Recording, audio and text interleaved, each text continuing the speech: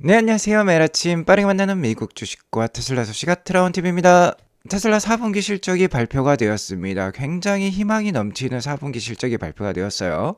새로운 지표도 등장을 했는데요. 이게 대박입니다. 오늘도 인사이트 가득한 소식들이 많으니까 시청하시기 앞서 구독과 좋아요 알람 설정 꼭 눌러주시기 바라겠습니다. 자, 예상대로 테슬라 실적이 메타와 MS와 함께 같이 발표가 되었어요. 솔직히 실적 발표 전에는 우려감이 컸었습니다. 이에 따른 주가 하락도 있었어요. 기가 텍사스 공장이 하루 멈췄다라는 소식도 있었고 짐 크레이머의 긍정적인 발언도 있었죠. 하지만 대부분의 주가가 짐 크레이머의 반대로 움직였기 때문에 더 우려가 있었는데요. 이번엔 좀 맞은 것 같습니다. 자, 금일 테슬라는 일단 실적 발표 전에 431불로 마감을 했는데요. 실적 발표 이후에 지금 3%대 이상 상승을 보여주면서 444불 정도를 보여주고 있어요. 자, 아무래도 좋은 실적이 발표되었다라는 뜻이 되겠는데요. 부정적인 예상이 많았습니다. 하지만 실제로 뚜껑을 열어보니까 그다지 나쁘지 않았어요. 물론 예상대로 전년 대비 실적은 감소를 했습니다. 매출액은 3% 감소, 그리고 주당 순이익도 17%나 감소를 보여주었어요. 자, 하지만 예상 대비보다는 괜찮았습니다. 매출액, 순이익 모두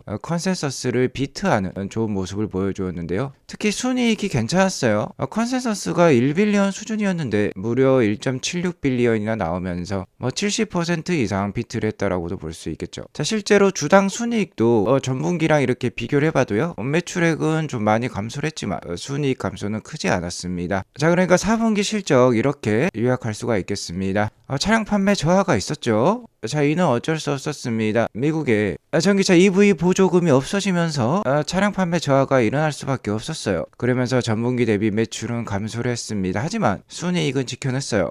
자, 일단 전분기랑 비교를 해보면 매출액이 4빌리언 정도 줄어들었습니다. 꽤 많이 줄어들었어요. 자, 하지만 순이익은 거의 줄어들지 않았습니다. 그리고 여전히 좋은 현금 흐름을 만들어내면서 테슬라의 고간에는 현금이 차곡차곡 쌓이고 있어요. 전분기 대비 3빌리언 정도 또 현금이 증가하면서 44빌리언. 자, 우리 돈 60조 원이 넘는 현금을 가지고 있는 회사가 되었습니다. 계속해서 자본적 지출이 늘어나고 있음에도 불구하고, 즉 AI 투자 때문에 캐펙스가 증가하고 있음에도 불구하고 현금은 계속해서 증가를 하고 있어요. 자, 그래서 순이익도 지켜냈고 현금도 계속 증가를 하고 있기 때문에 애프터에서 이렇게 주가가 올라가고 있다고 볼 수 있겠는데요. 2025년 전체 실적을 한번 비교를 해보면요. 역시나 에너지 실적과 서비스 실적이 순이익과 현금 흐름을 지켜주고 있다는 것을 확인해 볼 수 있습니다. 역시나 차량 판매는 부진했어요. 총 자동차 매출액은 전년 대비 10% 감소를 했습니다. 하지만 ESS 메가팩으로 대표가 되는 에너지 부문 실적은 전년 대비 27%나 증가를 보여주었고요. 서비스와 기타 수익도 19%나 증가를 보여주었습니다. 이러한 점을 보면 테슬라는 더 이상 전기차 제조 회사가 아니라 에너지와 로보틱스 회사라는 것을 잘 알 수 있겠는데요.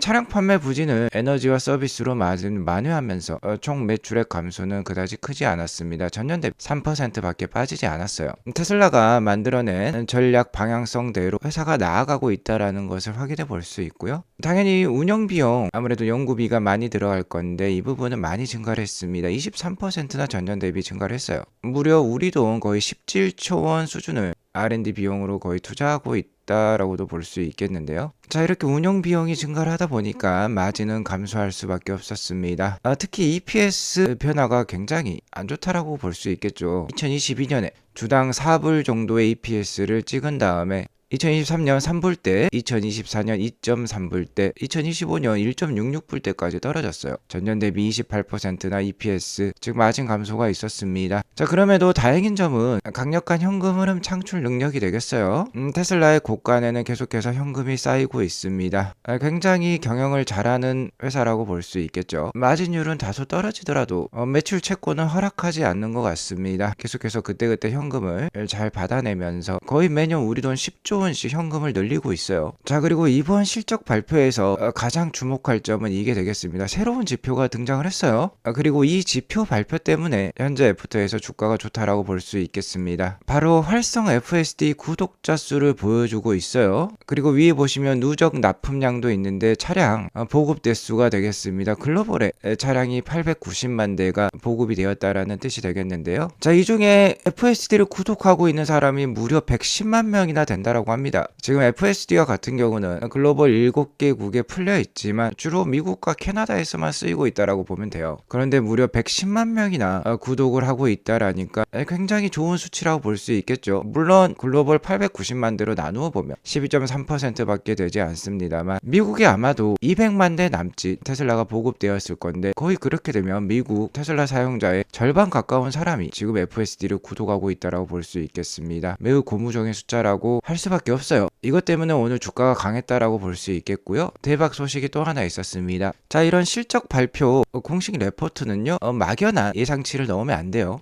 확실한 숫자와 사실들을 넣어야 될 건데, 여기 보면 세미트럭과 사이버캡의 대량 양산이 준비가 되고 있고 올해 상반기에 생산을 시작할 예정이고 차세대 로드스터도 생산 준비 중에 있다라고 합니다. 자, 그러니까 예정대로 모두 생산에 들어간다라는 뜻이 되겠고요. 여기 적혀있죠. 사이버캡과 테슬라 셈이 현재 설비 증설 중에 있다라고 얘기를 하고 있습니다. 그리고 메가팩 실적은 5분기 연속 최고 실적을 계속 경신을 하고 있어요. 그리고 마지막 부분이 굉장히 기대가 되는 점이 되겠습니다. 바로 옵티머스의 대량 양산 버전이죠. 3세대 버전을 올해 1분기 즉 3월 이내에 공개한다라고 공개 선언을 했어요. 특히 최신 손 디자인이 포함된다라고 합니다. 제가 어제 영상에서 피겨의 새로운 옵티머스 로봇이 휴머노이드 로봇이 식세기에서 그릇을 정리하는 모습을 보여드렸는데 솔직히 좀 손이 투박했어요. 하지만 옵티머스는 이보다 훨씬 나은 성능의 손 디자인을 가지고 대량 양산이 시작될 겁니다. 어쨌든 제가 연초 테슬라 주가가 강할 수 있다라고 하면은 두 가지 요인이 필요하다라고 했는데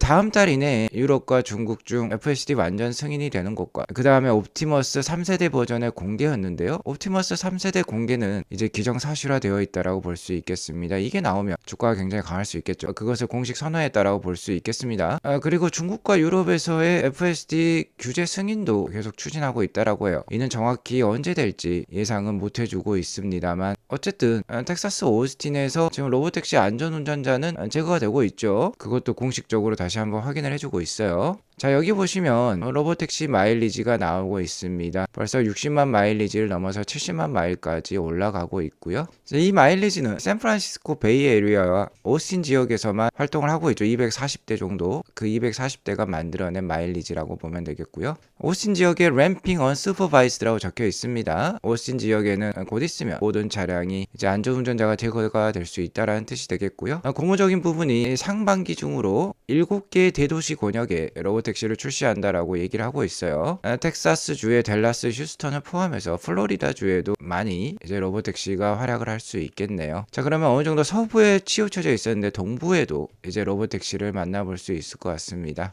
테슬라는 계속해서 AI GPU의 숫자를 30만 대까지 늘릴 계획을 갖추고 있고요. 이를 통해서 AI 경쟁에서 뒤처지지 않겠다, 앞서가겠다라는 것을 보여주고 있고, 자, 이를 위해서 자체적인 칩도 만들고 있죠. 삼성에서 만들 AI5와 AI6 칩은 테슬라 자체적인 개발이 이미 진전이 되었고 2027년과 2028년부터 생산을 시작할 계획이라고 합니다. AI5는 현재 테슬라가 쓰고 있는 AI4보다 50배나 향상된 성능이라고 해요. 그리고 여기 보시면 그록이 있는데요. xAI에서 만들어낸 챗GPT와 같은 LLM 모델이 되겠습니다. 자, 현재 이미 그록은 테슬라 차량에 탑재가 되어 있고요. 내비게이션 명령을 지원을 해요. 아무래도 로보택시를 타게 되면 사람들이 버튼을 누르기보다는 차량의 명령을 구두로 내릴 가능성이 높은데요. 그렇기 때문에 그록이 꼭 필요하다라고 볼 수 있겠습니다. 자, 그록과 테슬라의 피지컬 AI 기술이 합쳐지면 이제 정말 AGI를 달성한다라고 볼 수 있겠어요. 테슬라가 옵티머스를 만들어내면 그 안에 들어있는 소프트웨어는 그록이 될 수도 있겠습니다. 그렇기 때문에 테슬라는 xAI와 계속 협업을 할 건데요. 1월 16일에 2빌리언 정도 테슬라가 xAI를 투자하기로 합의를 했다라고 합니다.